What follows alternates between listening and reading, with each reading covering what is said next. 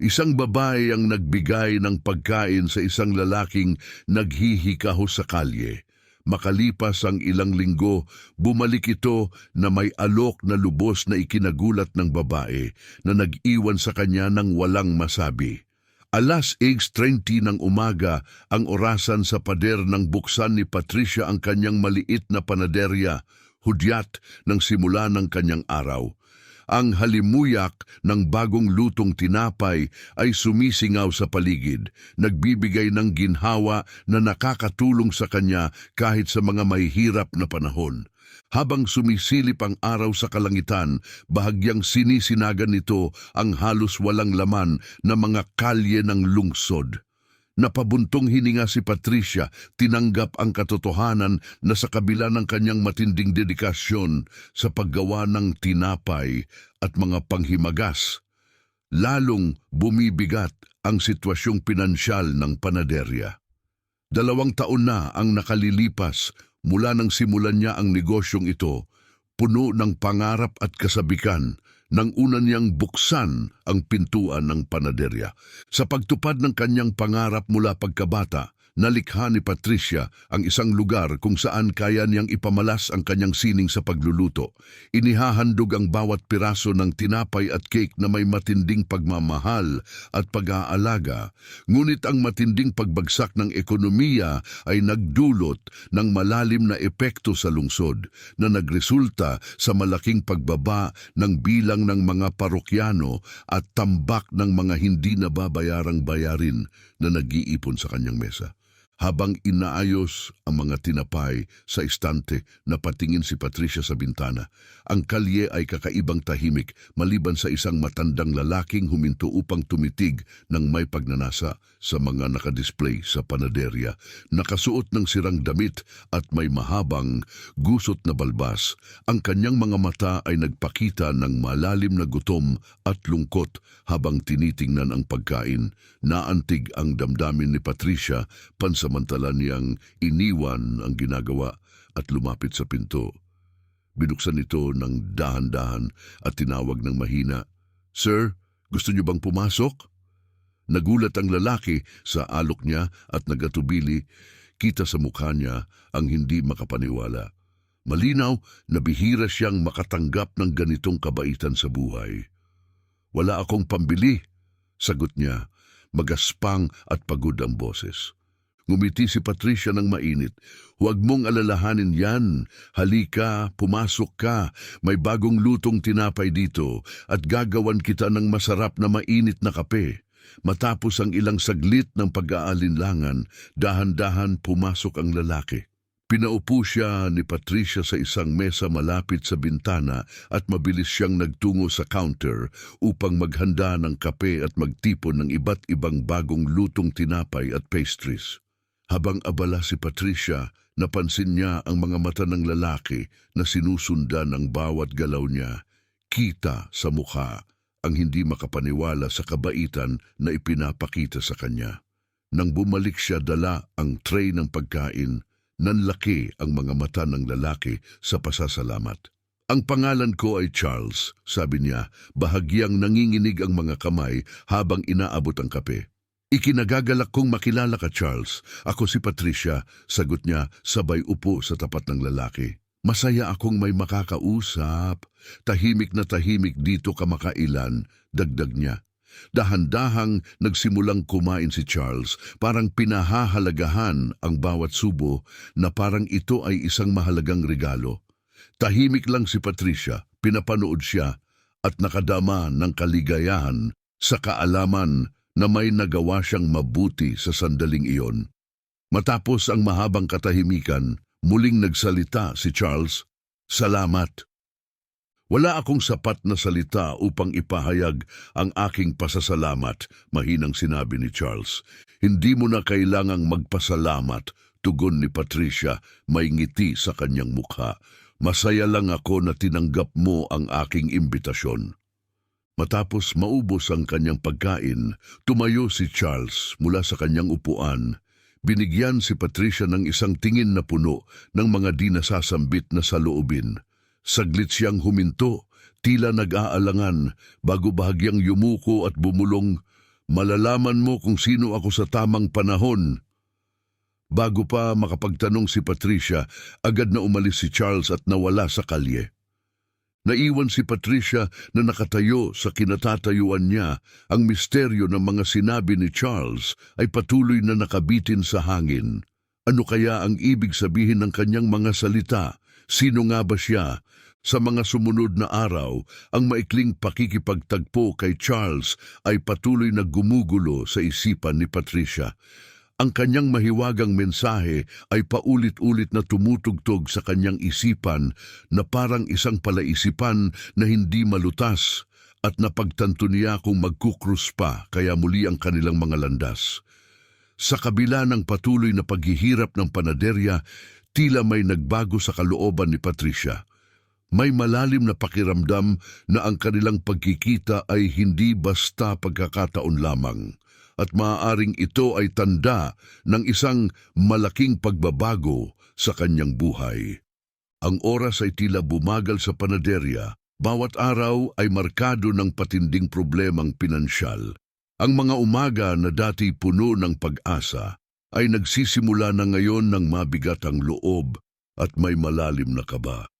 Lalong kumukunti ang mga parokyano at ang dating madalas na pagtunog ng kampanilya sa pinto ay bihira ng marinig. Ang amoy ng bagong lutong tinapay at matatamis na pagkain na dati nagbibigay ng tuwa, ngayon ay nagsilbing masakit na paalala ng mga pangarap na tila hindi natutupad.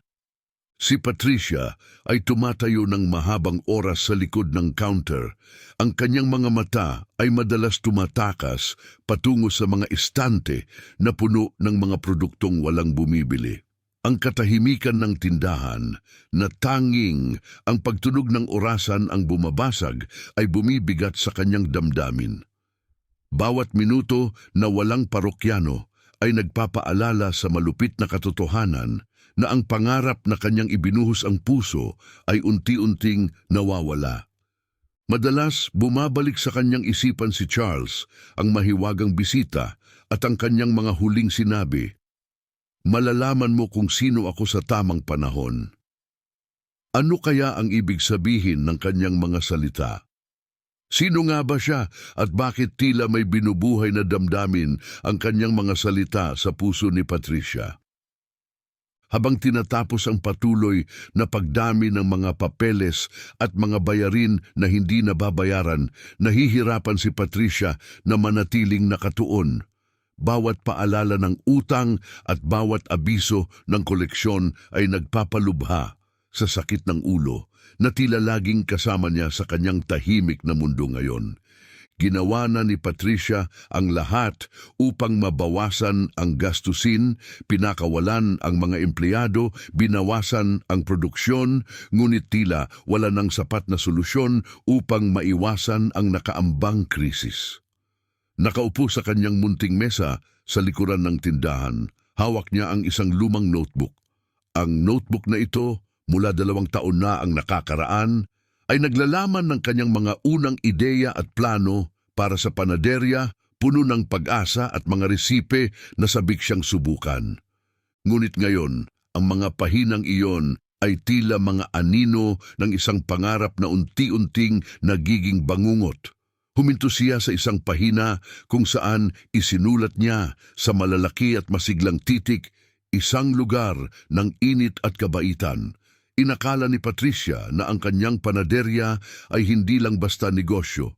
Inilarawan niya ito bilang isang kanlungan kung saan ang mga tao ay makakahanap ng ginhawa, kung saan bawat piraso ng tinapay at bawat hiwa ng cake ay ginawa at inihain ng may pagmamahal. Tunay niyang pinaniwalaan na ang kanyang pagmamahal sa pagluluto at dedikasyon sa paglikha ng isang malugod na kapaligiran ay maggagarantiya ng kanyang tagumpay.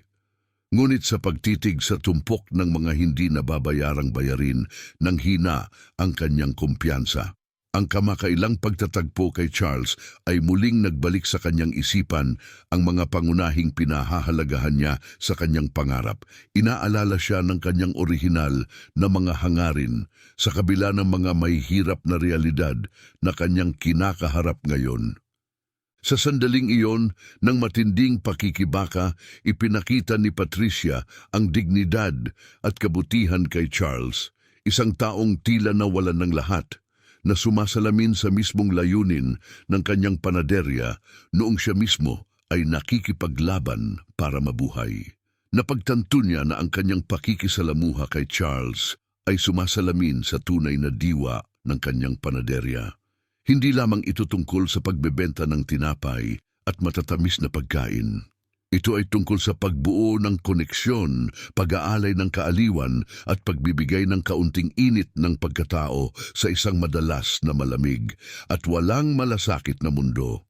Gayunpaman, ang mga malalim na pagkaunawang ito ay hindi nakatulong upang maibsan ang mga pabigat na pinansyal. Patuloy na umiigting ang pang-ekonomiyang paghihirap na tila unti-unting pinipilit ang pagsasara ng panaderya, isang lugar na hindi lamang kanyang ikinabubuhay, kundi ito rin ang kanyang pasyon at pagkakakilanlan. Ang presyur ay nararamdaman niya bilang walang katapusang bigat na tila sumasakal sa kanya. Napaisip si Patricia sa masakit na posibilidad na tuluyang magsara. Ano kaya ang magiging anyo ng kanyang buhay nang wala ang panaderya? Paano kaya niya muling mabubuo ang kanyang pagkatao at mabubuhay nang wala ang bagay na bumuo ng malaking bahagi ng kung sino siya? Isang gabi na sobrang lamig at malungkot habang pinapatay niya ang ilaw ng panaderya at inilalak ito, huminto si Patricia sa may counter, muling binabalikan ang pagtatagpo nila ni Charles. Isang luha ang dahan-dahang tumulo sa kanyang pisngi habang nakatayo siya sa katahimikan ng isang pangarap na tila naglalaho na. Sa kabila ng napakalaking mga hamon, may munting sinag ng pag-asa na patuloy na kumikislap kay Patricia. Ang malalim na pagtatagpo kay Charles ay nagbigay ng pahiwatig ng mas malalim na kahulugan na nagmumungkahi na maaaring may mga hindi pa nakikitang solusyon sa kanyang mga problema. Kinabukasan, ang karaniwang katahimikan ng panaderya ay nabasag ng mahinang tunog ng kampana sa pintuan. Nasa counter si Patricia, inaayos ang huling mga cake na kanyang inihanda habang ang kanyang isipan ay nalilito sa mga alalahanin tungkol sa kahihinatnan ng kanyang negosyo. Ang tahimik na umaga ay biglang nasira ng ugong ng isang malakas na makina. Nagtaka si Patricia, sumilip siya sa bintana at nakita ang isang marangyang kotse na huminto sa harapan. Ang elegante nitong disenyo ay kapansin-pansing na iiba sa simpleng anyo ng kanyang panaderya. Kumunot ang noo ni Patricia sa pagkalito. Bihira ang ganoong klase ng mamahaling sasakyan sa kanilang kalsada, lalo na sa panahon ng matinding kahirapan. Bumukas ang pinto ng kotse at lumabas ang isang matangkad na lalaki. May kumpiyansang ngiti at isang aura ng kasiguraduhan. Nakaayos ng mahusay ang lalaki, suot ang isang damit na tila pinatahi para sa kanya, kasama ang isang perpektong nakaayon na kurbata. Maayos ang pagkakagupit ng kanyang balbas at maingat na nakaayos ang kanyang buhok. Habang papalapit siya sa panaderya, ang una niyang pagkagulat ay napalitan ng kaba. Diretso siyang lumapit kay Patricia na tumitig sa kanya ng naguguluhan. Patricia, ang saya kong makita kang muli, aking kaibigan, bati ng lalaki na may malawak at mainit na nangiti. Pumikit si Patricia sa pagkalito. Hindi niya kilala ang magarang lalaking nasa harapan niya at sigurado siyang hindi pa sila nagkikita. Paumanhin, pero magkakilala ba tayo? Tanong niya, sinusubukang maintindihan ang sitwasyon. Ang tawa ng lalaki ay banayad at malugod habang nyugyug niya ang kanyang ulo. Siyempre kilala mo ako. Nung nakaraang linggo, inabutan mo ako ng pagkain at kape dito mismo. Ako si Charles, ang lalaking palaboy na tinulungan mo, paliwanag niya. Parang tumigil ang oras kay Patricia habang sinisipsip niya ang mga salita nito. Bumalik ang alaala ng matanda at magulo niyang nakita, ngunit nahihirapan siyang iugnay ang larawang iyon sa maayos at magarang lalaking nasa harap niya. Ang pagbabago ay napakalalim na halos hindi ka panipaniwala. Paano ito nangyari? Bulalas ni Patricia, labis na nagulat. Lumapit si Charles, nagiba ang kanyang mukha at naging malambing habang naghahanda siyang ipaliwanag ang misteryo ng kanyang pagbabagong anyo. Patricia nakinig, ang kanyang isipan naguguluhan sa natuklasan. Isa akong pilantropo, paliwanag ni Charles. Nakapag-ipon ako ng malaking yaman sa paglipas ng mga taon, pero natutunan kong ang tunay na kasiyahan ay hindi nagmumula sa material na kayamanan lamang. Pinili kong magpanggap bilang isang palaboy upang tunay na maunawaan at subukin ang kabutihan sa puso ng mga tao. Gusto kong makilala ang mga tunay na may malasakit, yaong tumutulong ng hindi umaasa ng anumang kapalit. Sandaling tumigil si Charles at tinitigan si Patricia ng seryoso. Ikaw, Patricia, ibinigay mo ang iyong kabutihan ng walang pag-aalinlangan kahit pa nahaharap ka sa iyong sariling mga suliraning pinansyal. Ngayon, ako naman ang magbibigay pabalik sa iyo. Si Patricia ay naguguluhan pa rin sa mga pangyayari. Umiling siya, naghahanap ng mga salita. Tulong? Anong klaseng tulong? Hindi ko maintindihan, pautal-utal niyang sinabi. Ngumiti si Charles ng malumanay at nakapagpapakalma. Gusto kong tulungan kang muling buhayin ang iyong panaderya, sabi niya. Pwede nating ayusin ito, bigyan ng bagong sigla ang iyong negosyo. May mga koneksyon ako sa mga lokal na dyaryo at magasin. Sisiguraduhin natin na malalaman ng lahat ang kalidad ng mga produkto mo at ang mabuting puso sa likod nito. Gawin nating realidad ang pangarap na iniisip mo. Ang kanyang mga salita ay naging liwanag ng pag-asa sa gitna ng mga pagsubok ni Patricia. Matagal na niyang nararamdaman ang pagkaisang magpatuloy sa pag-angat ng kanyang panaderya at ngayon, ang taong tinulungan niya sa oras ng pangangailangan ay naririto, nag-aalok ng pagkakataon. Labis na natangay ng emosyon, bumaha ang kanyang mga luha habang niyakap niya si Charles, lubos na nagpapasalamat at nabunutan ng tinik sa dibdib. Hindi ko alam kung ano ang sasabihin, nahihirapan niyang sabi. Boses nanginginig sa damdamin. Hindi mo kailangang magsalita, tugon ni Charles, banayad ang yakap. Ipagpatuloy mo lang ang pagiging ikaw at magkasama nating maaabot ang mga dakilang bagay. Habang sila ay bumitiw sa kanilang yakapan, tumitig si Patricia kay Charles. Hirap pa ring sakupin ang katotohanan ng sitwasyon. Ang mga alinlangan at takot na dati bumabalot sa kanyang isipan ay unti-unting nawawala at humahalili ang umuusbong na pag-asa at determinasyon. Marahil may pag-asa pa para sa kanyang panaderya. Marahil sa tulong ni Charles, hindi lamang siya magpapatuloy, siya ay uunlad. Ang araw na iyon ang naging simula ng isang malaking pagbabago. Ang panaderya na dati nasa bingit ng pagsasara, ngayon ay may pagkakataon para sa isang magandang kinabukasan. Si Patricia, pinapatnubayan ng kabutihang loob na lagi niyang ipinakita mula pa simula, ay handa ng tahakin ang isang pagbabago sa kanyang buhay, na hindi lang siya ang makikinabang, kundi pati na rin ang mga taong nasa paligid niya. Nang hapon ding iyon, habang nakaupo sila ni Charles sa isang mesa malapit sa bintana, ang panaderya'y naliligo sa mahinahong sikat ng araw. Damang-dama ni Patricia ang halo-halong damdamin. Ang mga sinag ng araw ay nagbigay liwanag sa tinapay at matatamis na nasa estante, nagbibigay ng pag-asang kulay sa bawat bagay. Ang kanilang pag-uusap na sumunod ay naglalarawan ng mga plano at posibilidad na dati tila imposibleng maabot.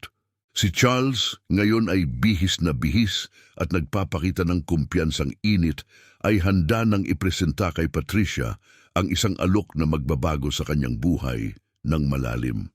Patricia, sinimulan niya, ang kanyang tono ay kalmado, ngunit puno ng lakas. Nabanggit ko na ako'y isang pilantropo, ngunit hindi ko pa naipaliwanag ng buo kung ano ang kahulugan nito para sa akin.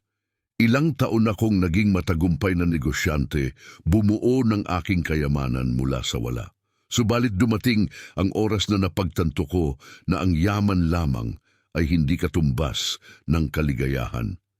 Ninais kong gamitin ang aking mga ari-arian upang makatulong sa mga tao, lalo na sa mga kagaya mo na may bukas na puso at tunay na hangaring tumulong sa kapwa. Si Patricia, lubos na nadadala sa kanyang mga salita, ay tahimik na nakikinig. Ang kanyang tingin ay nakatuon kay Charles, sabik sa bawat salitang kanyang bibitawan. Nang magpanggap akong isang palaboy at bumisita sa iyong panaderya, patuloy ni Charles, wala akong inaasahan, ngunit ang iyong kabutihan, kahit na nahaharap ka sa mga matitinding pagsubok, ay labis na nagpaantig sa akin. Dahil dito, napagpasyahan kong magbigay ng isang mahalagang bagay sa iyo at sa panaderyang ito na napakahalaga sa iyo. Napatigil si Charles, maingat na sinusuri ang reaksyon ni Patricia. Kitang-kita sa kanyang mukha ang pagkagulat at pagkahilo. Mabilis ang pintig ng kanyang puso, habang unti-unting nauunawaan ang buong ibig sabihin ng alok ni Charles. Hindi lamang pasasalamat ang mga salita niya, ito'y nag-aalok ng daan palabas, isang solusyon sa matagal ng problema na bumabagabag kay Patricia. Iminumungkahi ko na lubos nating baguhin ang iyong panaderya, madiing sabi ni Charles. Iaayos natin ang lugar na ito, babaguhin ang paligid at gagawin itong mas kaakit-akit sa mga mamimili. Bukod pa rito, mayroon akong malalaking koneksyon sa media at maipapangako kong ang kwento mo, ang kwento kung paano ang walang sawang dedikasyon at kabaitan mo ang nagpanatili ng panaderyang ito, ay maipalalabas sa bawat pangunahing pahayagan sa lungsod. Mahalaga na makilala ka ng mga tao, Patricia, at ang mga pagpapahalaga na pinaninindigan mo.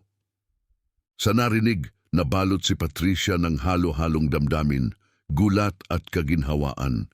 Matagal na siyang nag-iisa sa pagdadala ng kanyang mga pasanin, at ngayon si Charles, na hindi niya inasahan, ay nag-aalok ng tunay na tulong, isang buhay na pagkakataon, habang unti-unting nawawala ang takot at kaba na matagal nang bumabalot sa kanya. Hindi alam ni Patricia kung ano ang sasabihin. Hindi ko alam ang sasabihin, Charles. Bulong niya, puno ng emosyon ng boses. Parang hindi totoo, hindi ko akalain na mangyayari ito. Ngumiti si Charles at ang kanyang ngiti ay puno ng init at pagtitiyak.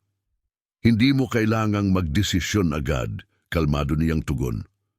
Alam kong nakaka-overwhelm ito, pero tandaan mong ang aking intensyon na buhayin muli ang iyong panaderya ay tapat. Maaari nating maiangat ito ng higit pa sa mga inaasahan mo. Tahimik na nag-isip si Patricia ng ilang sandali, tinitimbang ang alok ni Charles. Ang panaderya ay ang kanyang passion, ang lahat sa kanya. Ang posibilidad na ito ay magtagumpay at magiba ang anyo ay kapwa nakaka-excite at nakakatakot. Alam niya na ang desisyon na ito ay napakahalaga at kahit hindi pa siya makapaniwala, may bahagi sa kanyang sarili na nararamdamang ito ang pagkakataong kanyang hinihintay. Charles, nagsimula si Patricia, mas matatag ang boses, ngunit malinaw pa rin ang emosyon sa kanyang mga mata.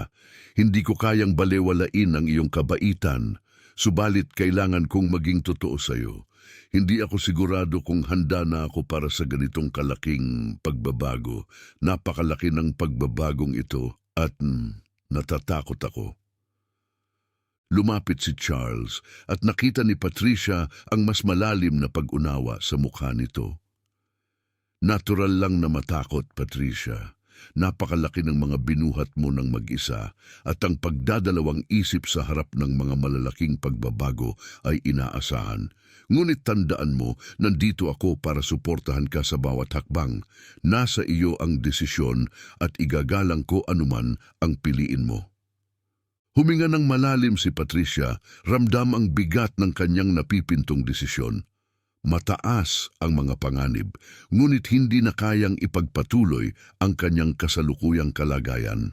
Upang mapanatili ang panaderya at ang pangarap na ipinaglaban niya, napagtanto niyang kailangan niyang tanggapin ang tulong ni Charles.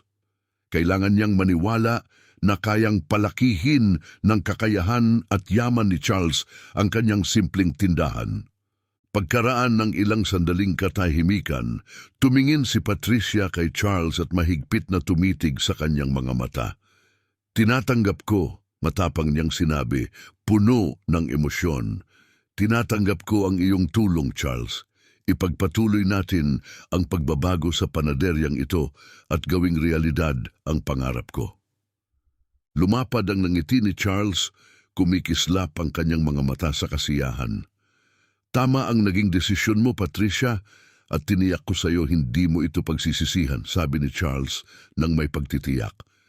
Sa sandaling iyon, naramdaman ni Patricia ang pag-alis ng mabigat na pasaning matagal nang nasa kanyang mga balikat.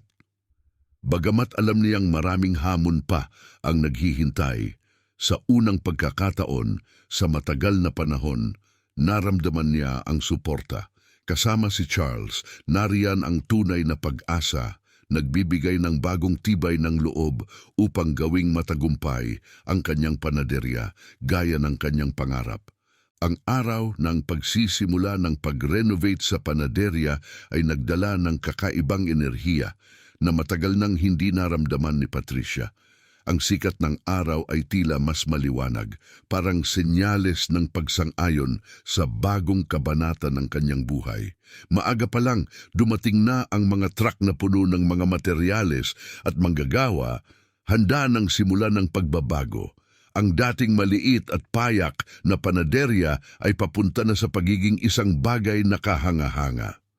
Habang pinapanood ni Patricia ang bawat hakbang ng progreso, halo-halo ang kanyang damdamin, nenerbiyos at excited. Si Charles ay laging nariyan, nagbibigay ng katiyakan at sinisiguro na ang bawat pagbabago ay sumasalamin sa pangarap ni Patricia. Habang naiaayos ang bawat bagong bahagi mula sa mga makabago at malilinis na display counters, bagong disenyo ng labas hanggang sa mga modernong ilaw, lumalakas ang pag-asa ni Patricia, iniisip ang tagumpay ng kanyang pangarap. Ang muling pagbuhay ng panaderya ay unti-unting nabubuo at ang pagbabago nito ay mabilis na naging usap-usapan sa buong bayan. Ang mga lokal na mamamahayag, laging naghahanap ng kwentong nagbibigay inspirasyon, ay agad na nakatutok sa metamorphosis ng panaderya. Di nagtagal, nagsimulang lumabas ang mga artikulo, hindi lamang upang ipakita ang bagong anyo ng panaderya, kundi pati na rin upang tuklasin ang kwento sa likod nito. Ang serendipitous na pagtatagpo ni Patricia at Charles, isang nakatagong tagapagtaguyod, at ang kanyang dedikasyon sa muling pagbuhay ng negosyo ay naging sentro ng mga kwento. Ang mga pamagat ng balita ay nagdiwang ng mga tema ng altruismo, suporta sa komunidad at ang mahalagang papel ng pagtataguyod ng maliliit na negosyo sa panahon ng pagsubok. Ang biglang pagdami ng atensyon mula sa media ay nagdala ng mas maraming customer sa panaderya. Mga tao mula sa iba't ibang bahagi ng lungsod ang dumagsa upang makita ang panaderyang naging simbolo ng tatag at muling pagsilang. Ang dating halos abandonadong tindahan ay ngayon puno ng mga customer na nais matikman ang mga tinapay at matamis na produkto ni Patricia na may halong pagmamahal at dedikasyon. Ang mga mahahabang pila sa pintuan ay isang patunay sa bunga ng kanyang pagsisikap. Si Patricia ay namangha sa biglaang pagbabago ng kanyang kapalaran. Ilang linggo lang ang nakalipas, nahaharap siya sa malungkot na posibilidad ng pagsasara halos nalulubog sa pagkakalugi. Ngayon, ang kanyang panaderya ay namamayagpag, masigla at matagumpay, higit pa sa kanyang inaasahan. Ang parehong mga matagal ng parokyano at bagong customer ay hindi lamang pumupuri sa kalidad ng kanyang mga produkto, kundi pati na rin sa mainit na pagtanggap at maalagang serbisyo na naging tatak ng panaderya ni Patricia. Habang lumilipas ang mga linggo, isang malalim at taos-pusong pagkakaibigan ang namuo sa pagitan ni Patricia at Charles. Ang nagsimula bilang isang kasunduang pangnegosyo at pagpapasalamat ay humantong sa isang mahalagang ugnayan. Si Charles ay hindi lamang naging mentor, kundi isang taong pinagtitiwalaan ni Patricia kung kanino niya maaring ibahagi ang kanyang mga takot at pangarap. Sa kabilang banda, nakatagpo si Charles ng inspirasyon sa tatag at kabaitan ni Patricia na nagniningning sa bawat aspeto ng kanyang buhay. Magkasama nilang ginugol ang maraming oras sa pag-iisip ng mga bagong estratehiya para sa kinabukasan ng panaderya, pinag-uusapan ang mga malikhaing pamamaraan upang makaakit ng mas maraming customer. Nagbigay si Charles ng kanyang malawak na kaalaman sa negosyo na tumulong kay Patricia na pahusayin ang kanyang mga kasanayan bilang negosyante. Samantala, ipinakilala ni Patricia kay Charles ang kanyang mga natutunan sa pagluluto, kasama ang mga lihim sa likod ng kanyang mga obra. Naging hindi matatalo ang kanilang tambalan, bawat isa ay pinapalakas ang kakayahan ng isa't isa. Habang patuloy na namamayagpag ang panaderya, lalong lumalim ang tiwala ni Patricia kay Charles, na lumalakas kasabay ng bawat matagumpay na hakbang. Siya ay naging mahalagang bahagi hindi lamang ng kanyang negosyo kundi pati na rin ng kanyang personal na buhay. Ang patuloy na suporta ni Charles ay nagbigay kay Patricia ng bagong tiwala sa sarili na handang harapin ang anumang pagsubok na kanilang kakaharapin. Ang pagbabago ng panaderya ay higit pa sa pisikal na pagbabago. Ito ay isang malalim na personal at espiritual na muling pagbuhay para kay Patricia. Siya ay lumago bilang isang individual at bilang isang negosyante, natutunan ang pagtitiwala sa iba at sa kanyang sariling kakayahan. Ang panaderya na dating simbolo lamang ng kanyang mga pangarap noong pagkabata, ngayon ay isang patunay ng tatag, kabutihang loob at ang lakas ng mga sumusuportang relasyon. Ang buhay ni Patricia na dating tahimik at puno ng kawalang katiyakan ay ngayoy puno ng sigla at dinamismo, isang salamin ng masiglang atmosfera ng panaderya at ang matibay na ugnayan na kanilang binuo ni Charles. Ang muling pagbabago ng panaderya ay nagresulta sa isang matagumpay na negosyo na nag-angat ng panaderya sa bagong taas. Ang lugar ay puno ng mga tunog ng tawanan at masiglang usapan, kasabay ng masarap na amoy ng bagong lutong tinapay at matatamis. Gayunpaman, kasabay ng pagtaas ng kasikatan ay dumating ang mga bagong hamon. Agad na napansin ni Patricia na upang mapanatili ang mataas na kalidad ng kanyang mga produkto at ang antas ng serbisyong inaasahan ng mga customer, kailangan niyang palawakin ang kanyang tauhan at muling suriin ang kanyang estilo sa pamamahala. Dati, siya lang ang humahawak sa operasyon ng panaderya o may kaunting katulong, ngunit ang tumataas na pangangailangan ng customer ay nangangailangan ng mas malaking workforce. Ang pagkuha ng mga bagong miyembro ng koponan ay naging kanyang pangunahing prioridad. Sa proseso ng pagkuha, hinanap ni Patricia ang mga kandidato na hindi lamang may angkop na kasanayan, kundi pati na rin ang kanyang pagmamahal sa pagluluto at pagsisilbi sa mga customer. Ang paghahanap ng tamang balanse sa pagitan ng profesional na karanasan at tunay na kasigasigan ay naging hamon. Ngunit unti-unti, nagtagumpay si Patricia sa pagbuo ng isang team na umaayon sa diwa ng kanyang panaderya. Sa paglago ng kanyang koponan, naging malinaw ang pangangailangan para sa delegasyon. Isang pagbabago mula sa kanyang dati ng hands-on na pamamaraan. Sa simula, mahirap para kay Patricia na pakawalan ng direktang kontrol sa bawat detalye. Palagi siyang malalim na kasangkot sa lahat ng aspeto ng kanyang negosyo, ngunit natanto niya na ang pagtitiwala sa kanyang koponan na magdala ng mas maraming responsibilidad ay mahalaga para sa patuloy na paglago ng panaderya. Ang paglipat na ito sa delegasyon ay isang mahalagang kurba ng pagkatuto. Sa paglipas ng panahon, naging mas komportable si Patricia sa bagong dinamika na nauunawaan na ang pagbibigay lakas sa kanyang team ay mahalaga para sa epektibong paglago ng negosyo. Habang tumataas ang pangangailangan para sa bakery, ganun din ang mga hamon sa mga supplier. Napunta si Patricia sa sitwasyon kung saan kinailangan niyang muling makipagnegosasyon sa mga kontrata at patatagin ang mga relasyon upang masiguro ang patuloy na supply ng dekalidad na mga sangkap sa mas malaking dami.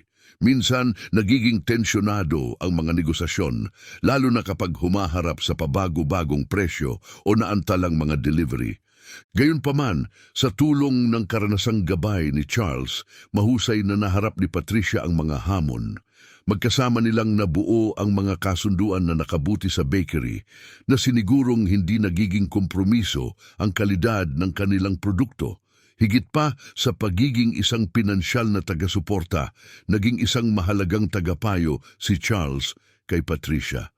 Tinuruan siya ni Charles ng mga kasanayan sa pagsusuri ng mga pahayag pinansyal, pag-iisip ng mga estratehiya para sa pagpapalawak ng negosyo at paggawa ng mahahalagang desisyon para sa hinaharap. Ang kakayahan ni Charles na gawing simple ang mga komplikadong issue ay napakahalaga na nagbigay kay Patricia ng kumpiyansa at linaw sa bawat hakbang ng negosyo. Kahit na matagumpay na lumalago ang bakery, na natiling mababa ang loob ni Patricia, palaging maalalahanin sa kanyang mapagpakumbabang simula at sa mga balakid na kanyang nalampasan. Napagtanto niya na kung wala ang tamang oras na tulong ni Charles, maaaring bumagsak ang kanyang pangarap. Ang kamalayang ito ay nagpalalim sa kanyang pagpapahalaga sa suporta ng komunidad at nagpasiklab ng kanyang hangarin na magbigay ng balik. Inspirado ng kabutihang loob na kanyang natanggap, nagsimula si Patricia ng mga hakbang upang tumulong sa komunidad na sumuporta sa kanyang paglalakbay. Nagsimula siya sa pamamagitan ng pagbibigay ng libreng pagkain para sa mga walang tirahan at mga nangangailangan, na ginawang isang haligi ng suporta ang kanyang bakery para sa mga taong nasa bingit ng kahirapan. Ang gawaing ito ng pagbibigay ay hindi lamang nagpahayag ng kanyang pasasalamat, kundi pinagtibay din ang papel ng bakery bilang simbolo ng pag-asa at pagkakaisa sa kanilang lugar. Inilalaan ni Patricia ang isang tiyak na oras tuwing umaga bago magbukas ang bakery upang magbigay ng tinapay at mga cake para sa mga hindi makakabili. Ang mabuting loob na ito ay mabilis na nakilala sa buong lungsod, na naging dahilan upang makita ang bakery ni Patricia hindi lamang bilang isang negosyo, kundi bilang isang simbolo ng komunidad at pagkakaisa.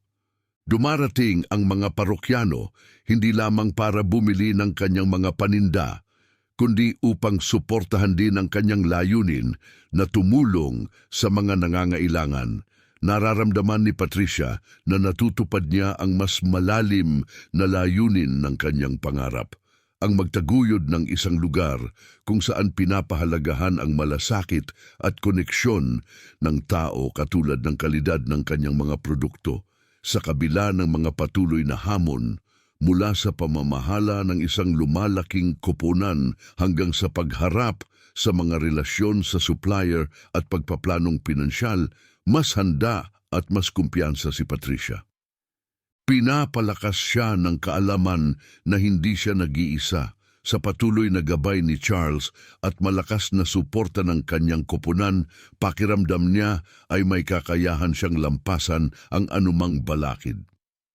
Hindi lamang umuunlad ang bakery sa aspetong negosyo, kundi nagdudulot din ito kay Patricia ng malalim na kasiyahan dahil sa kanyang mga kontribusyon sa komunidad.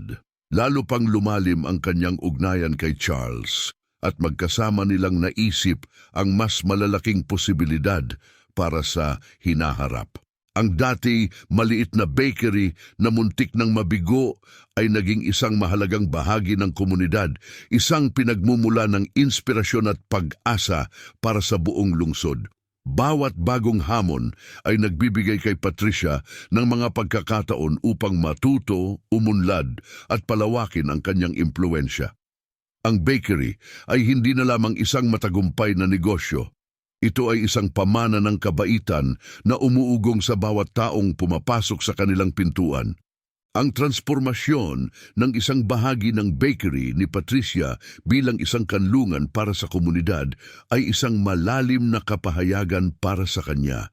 Inisip niya ang kanyang negosyo hindi lamang bilang isang lugar ng komersyal na transaksyon, kundi bilang isang santuwaryo kung saan ang lahat ng tao, anuman ang kanilang kalagayang pinansyal, ay malugod na tinatanggap at pinahahalagahan. Inspirado ng di makasariling gawa ni Charles at ang malaking epekto nito sa kanyang buhay, nagpasya si Patricia na palawakin pa ang kanyang pagtulong. Inilaan niya ang isang tahimik na sulok malapit sa mga bintanang sinisinagan ng araw para sa layuning ito. Ang lugar na ito ay inayos na may mga komportabling upuan at pinalamutian ng mga halaman at sining na nagpapahayag ng mga mensahe ng pag-asa at kabutihan. Ang bagong espasyong ito ay inialay para sa pagtanggap ng mga hindi pinalad. Nagbibigay sa kanila ng masarap na pagkain at isang tahimik na lugar upang makapagpahinga kahit sa ilang sandali lamang. Alam ni Patricia na ang inisyatibong ito ay mangangailangan ng patuloy na pagsisikap, kaya't ipinangako niya ang isang bahagi ng kita ng bakery upang masuportahan ang adhikain na ito. Tuwing umaga bago magsimula ang araw ng negosyo, siya at ang kanyang mga tauhan ay naghahanda ng mga tinapay, cake at sariwang brewed na kape para sa mga nangangailangan. Binubuksan ng bakery ng isang oras na mas maaga upang matugunan ang mga panauhing ito, hindi lamang para sa kanilang pisikal na pangangailangan, kundi pati na rin upang bigyan sila ng kanlungan. Mabilis na kumalat sa buong lungsod ang balita tungkol sa pangako ni Patricia. Ang mga lokal na media na naantig sa kwento ng isang simpleng bakery na gumagawa ng malaking epekto sa lipunan ay nagbigay ng pansin sa kanyang mga pagsisikap. Si Patricia na makikitang nagtitimpla ng kape at nakikipag-usap sa mga bisita ng kanilang komunidad ay naging simbolo ng pagkakawanggawa at pagkakaisa. Ang kanyang mga regular na parokyano ay patuloy na bumibisita hindi lamang para sa kanyang masasarap na produkto, kundi upang makibahagi at suportahan ang adhikaing ito.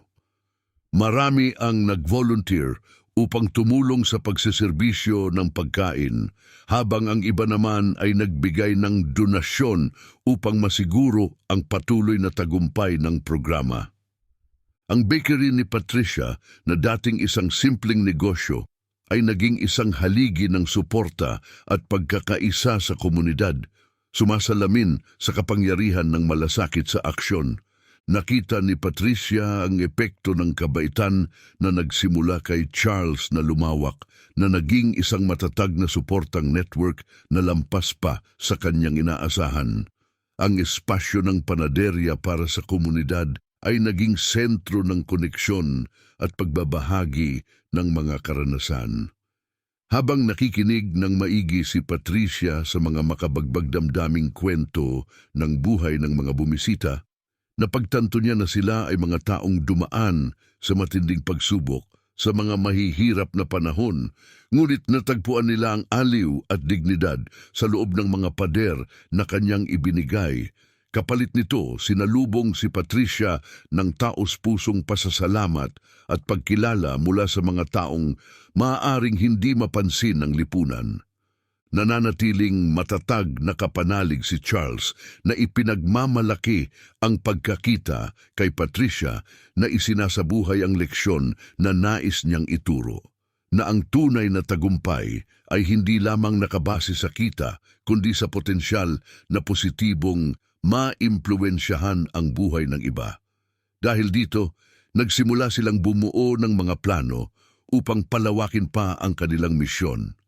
Iminungkahi ni Charles ang ideya ng pagdaraos ng mga charity events, kung saan ang bahagi ng kita ay ilalaan upang matulungan ang mas maraming taong nasa delikadong kalagayan. Ang panaderya na kilala na bilang mahalagang bahagi ng komunidad ay umuusbong bilang isang tunay na community support center. Ang mga tao ay bumibisita hindi lamang para tikman ang masasarap na produkto, kundi pati na rin upang maranasan ang atmosfera ng pagkakaisa at kabutihan na naging bahagi na ng lugar. Lalong lumago araw-araw ang reputasyon ni Patricia bilang mahabagin at aktibo sa komunidad na nakakuha ng atensyon mula sa iba pang mga negosyo at organisasyong nais makipagtulungan sa kanyang misyon. Dati nakatuon si Patricia sa pinansyal na kalusugan ng kanyang panaderya, ngunit ngayon ay tinitingnan niya ito sa mas malawak na perspektibo. Ang panaderya ay naging mahalagang bahagi ng komunidad, isang lugar kung saan ang mga gawa ng kabaitan at malasakit ay hindi lamang mga salita, kundi mga konkretong aksyon na may malaking epekto sa buhay ng marami. Hindi naging madali ang aking paglalakbay, patuloy ni Charles, na may bahid ng mga pagsubok na kanyang hinarap sa kanyang boses. Marami akong pinagdaanang balakid, ngunit bawat hamon ay nagturo sa akin ng mahahalagang aral tungkol sa katatagan at ang kahalagahan ng pagbabalik sa iba. Kaya nang makita ko ang nais mong makamit sa iyong panaderya, naramdaman ko ang malalim na koneksyon sa iyong misyon. Hindi ka lamang nagtatayo ng negosyo. Lumilikha ka ng komunidad, isang lugar na nagtataas sa mga tao sa oras na pinakamahina sila. Nakinig si Patricia nang may lubos na pansin na pagtanto na ang kanilang koneksyon ay nakaugat sa magkatulad na mga halaga at karanasan sa buhay. Charles, ang suporta mo ay naging pundasyon sa pagbabago, hindi lamang ng panaderya kundi ng aking buhay, tugon ni Patricia ng may init. Ang iyong paniniwala sa kapangyarihan ng kabaitan at komunidad ay nagbigay bago sa kung ano ang kahulugan ng tagumpay para sa akin. Ang kanilang pag-uusap ay umabot hanggang gabi, ibinabahagi ang kanilang mga pangarap at ang hinaharap na kanilang nakikita. Maliwanag na ang kanilang relasyon ay naging mas malalim, higit pa sa pagiging profesional na kasosyo. Sila'y naging mga kaagapay, bawat isa ay may mahalagang impluwensya sa buhay ng isa't isa. Ang bagong pag-unawang ito ay nagpapatibay sa kanilang dedikasyon, sa kanilang pinag-isang layunin at sa bawat isa. Ang panaderya, sa ilalim ng kanilang pamamahala, ay hindi lamang isang negosyo. Ito'y isang kilusan na sumasalamin sa ideya na ang personal na tagumpay ay konektado sa kapakanan ng komunidad. Habang umaalis sila sa cafe noong gabing iyon, si Patricia at Charles ay may bagong sigla at layunin. Hindi lamang sila mga kasosyo sa negosyo. Sila ay magkaalyado sa isang pinag-isang pananaw, bawat isa'y yumayaman sa perspektibo at karanasan ng isa't isa. Magkasama sabik silang ipagpatuloy ang kanilang misyon, inspirasyon ng kanilang magkatulad na kasaysayan ng pagtitiyaga at ang pagbabago na dulot ng kanilang trabaho. Saglit na huminto si Charles at humigop ng kape bago magpatuloy. Nagkaroon ako ng kaunting swerte sa aking mga pamumuhunan, ngunit marami rin akong kinaharap na mga kabiguan. Sa paglipas ng panahon, nakalikom ako ng malaking yaman. Ngunit habang lumalaki ang kayamanan, napansin ko ang isang kakulangan. Sa kabila ng aking mga tagumpay, naramdaman kong lumalayo ang mga tao sa paligid ko at ang kaligayahang inaasahan kong makakamit sa rurok ng tagumpay ay hindi ko nahanap. Nakikinig si Patricia ng buong atensyon, tinatamaan ng katapatan ng mga salita ni Charles. Iyon ba ang nagtulak sa iyo upang magsimulang magbigay sa komunidad? Tanong ni Patricia. Tumango si Charles bilang tugon. Tama, napagtanto ko na ang pagkakaroon ng lahat ng yaman sa mundo ay walang halaga kung hindi ko ito magagamit para sa kapakanan ng iba. Nagsimula akong maghanap ng mga pagkakataon upang gumawa ng epekto, ngunit nais kong gawin ito sa paraang susubukin din ang integridad ng mga taong nakikilala ko. Doon ko naisip ang ideya na magpanggap bilang isang taong walang tirahan. Nais kong makita kung sino ang magpapakita ng tulong kahit walang kapalit na inaasahan. Isang ngiti ang gumuhit sa kanyang mga labi habang inalala niya ang karanasan. Ang pamamaraang ito ang nagdala sa akin sa iyong panaderya. Natagpuan ko sa iyo, Patricia, ang isang pambihirang kabaitan, tunay na pagkabukas palad sa kabila ng iyong sariling mga pagsubok. Labis akong naapektuhan noon at mula sa sandaling iyon, kumbinsido akong nakatagpo ako ng isang taong tunay na karapat-dapat sa lahat ng suporta na kaya kong ibigay. Napuno ng luha ang mga mata ni Patricia. Ang pagkilala ni Charles ay higit pa sa pagkilala sa kanyang kabutihan. Ito ay pagkilala sa lahat ng kanyang hinangad na katawanin ng kanyang panaderya. Hindi ko inakala na ang isang simpleng gawa ng kabaitan ay maaring humantong sa isang bagay na ganito kalaki, sabi niya, may halong emosyon sa kanyang boses. Ang tanging pinangarap ko lang ay makalikha ng isang lugar na malugod na tatanggap sa lahat, isang kanlungan kung saan ang mga tao ay makakahanap ng kaunting aliw kahit na sandali lang, sabi ni Patricia. Inabot ni Charles ang kanyang kamay sa ibabaw ng mesa, nag-aalok ng kilos ng pakikiisa na lampas sa mga salita. At nagtagumpay ka, Patricia. Ang panaderya mo ay hindi lamang isang negosyo. Ito ay isang haligi ng pag-asa para sa marami. Marami pa tayong magagawa ng magkasama, paghihikayat niya. Nagsimulang magliwanag ang ideya ng pagpapalawak ng impluensya ng panaderya sa kanilang isipan. Sinimulan nila ang mga brainstorming session upang maglunsad ng mga bagong programa para sa komunidad. Napag-isipan nila ang pagtatayo ng mga baking workshop para sa mga kabataang kapuspalad na magbibigay sa kanila ng kasanayan na maaaring magbukas ng daan sa mga karera sa pagbe-bake. Pinag-usapan din nila ang pagpapalawak ng lugar para sa komunidad upang magsama ng mga serbisyo tulad ng mga kurso sa batayang financial literacy o counseling para sa mga nagnanais na bumangon muli. Ang panaderya ay maaaring umunlad mula sa pagiging isang lugar lamang para bumili ng tinapay at pastries. Idineklara ni Patricia na kumikislap ang mga mata sa kasabikan. Maaari itong maging sentro ng mga bagong simula, isang lugar kung saan maaaring baguhin ng mga tao ang kanilang buhay, tulad ng ginawa ko. Tumugon si Charles ng may masidhing pagsang-ayon. At nandito ako upang suportahan ka sa bawat hakbang. Nakahanda akong gawin ang lahat para maisakatuparan ang pangarap na ito at handa akong mag-invest ng anumang kinakailangan para matiyak ang tagumpay nito. Habang lumalalim ang gabi, ang kanilang pag-uusap ay dumaloy ng walang patid.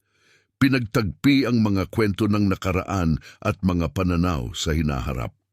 Ibinahagi ni Charles ang mga aral mula sa kanyang mga negosyong napagdaanan, kasama ang mga pagkakamali at tagumpay na kanyang naranasan.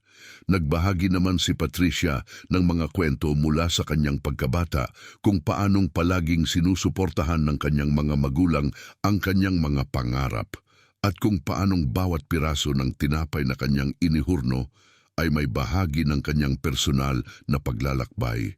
Ang gabing iyon ay nagbukas ng isang makabuluhang kabanata sa relasyon ni Patricia at Charles. Higit pa sa pagiging mga kasosyo sa negosyo o magkaibigan, sila ay naging mga katuwang na pinagbuklod ng isang misyon. Dahil sa kanilang pinagsamang mga pangarap, nagsimula silang gawing isang beacon ng mga bagong pagbabago, ang panaderya, lumalagpas sa komersyal nitong pagkakakilanlan.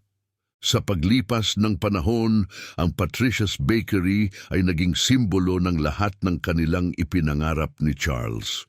Mula sa isang maliit na lugar na halos hindi makasurvive, ngayon ito'y kinikilala sa buong lungsod bilang isang bastyon ng kabaitan, bukas sa lahat ng may init at respeto, anuman ang kanilang estado sa buhay.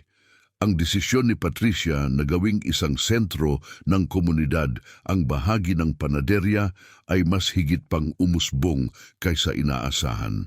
Ang mga baking workshops para sa kabataan, mga klase sa financial literacy at mga libreng pagkain para sa mga nangangailangan ay naging bahagi ng pamantayan ng establishmento na nagkaroon ng malalim na epekto sa lokal na komunidad at nag-udyok sa ibang mga negosyo na magsimula ng mga katulad na inisyatibo.